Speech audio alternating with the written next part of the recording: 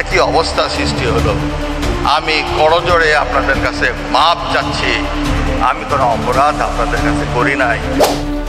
রাষ্ট্রপতি এখন পর্যন্ত সরকারের সাথে জনগণের সাথে, কাজী তিনি যতক্ষণ সরকারের সাথে জনগণের সাথে আছেন আমরাও তাকে নিয়ে কাজ করতে চাই। আমরা যদি মনে করি দেশের প্রয়োজনে রাষ্ট্রপতি থাকবে তাহলে থাকবে। দয়া করে অতি উৎসাহী হয়ে নতুন বিশৃঙ্খলা তৈরি করবেন না, সরকারকে সংকটে।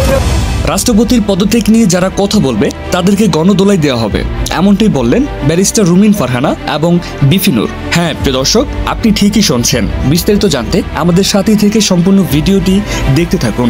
সম্প্রতি রাষ্ট্রপতির পদত্যাগের দাবিতে গণভবন ঘেরাও করে আন্দোলন ও মিছিল করেছেন বিক্ষুব্ধ সাধারণ জনতা। তারা মনে করছেন রাষ্ট্রপতি শাহাবুদ্দিন চুপ্পু আওয়ামী লীগের দোসর, আওয়ামী লীগের হয়ে কাজ করছেন। তাছাড়া সম্প্রতি শেখ হাসিনার পদত্যাগপত্র তার কাছে নাই বা পদত্যাগপত্র দেখাতে না পারায় তার উপর ক্ষিপ্ত রয়েছেন বৈষম্য বিরোধী ছাত্র আন্দোলনের শিক্ষার্থীরা। যতক্ষণ পর্যন্ত রাষ্ট্রপতির পদত্যাগ না হবে আমি বিদেশ যাব না।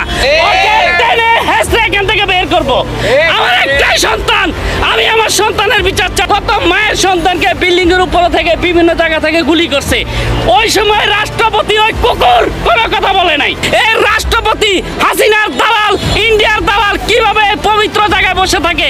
আমি একজন শহীদের বাবা হিসাবে, আমি একজন রেমিটেড যোদ্ধা, আমি টিকিট, আমার শনিবারের ফ্লাইট, আমি যাব না যতক্ষণ পর্যন্ত রাষ্ট্রপতির পদত্যাগ না হবে আমি বিদেশ যাব না।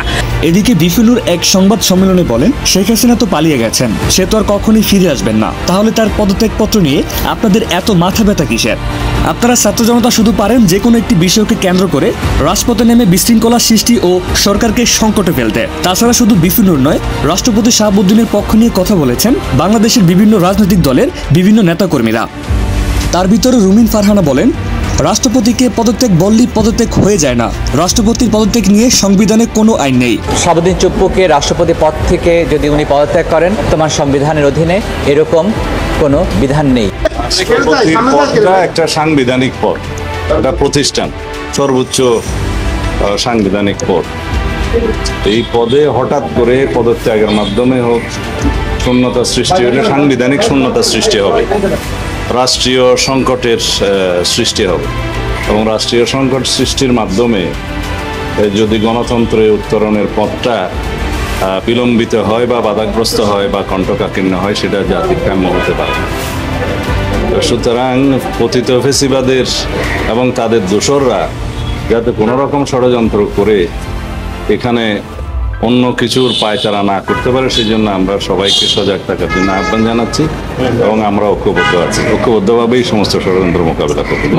প্রিয় দর্শক, এই বিষয়ে আপনার কি মতামত জানিয়ে দিন আপনাদের মূল্যবান মতামত আমাদের এই ভিডিওর কমেন্ট বক্সে। এছাড়া আমাদের এই ভিডিওটি যদি আপনাদের ভালো লাগে তাহলে আমাদের এই ভিডিওতে একটি লাইক করে আমাদের চ্যানেলটিকে সাবস্ক্রাইব করে আমাদের পাশেই থাকুন। ধন্যবাদ আপনাকে সম্পূর্ণ নিউজটি দেখার জন্য।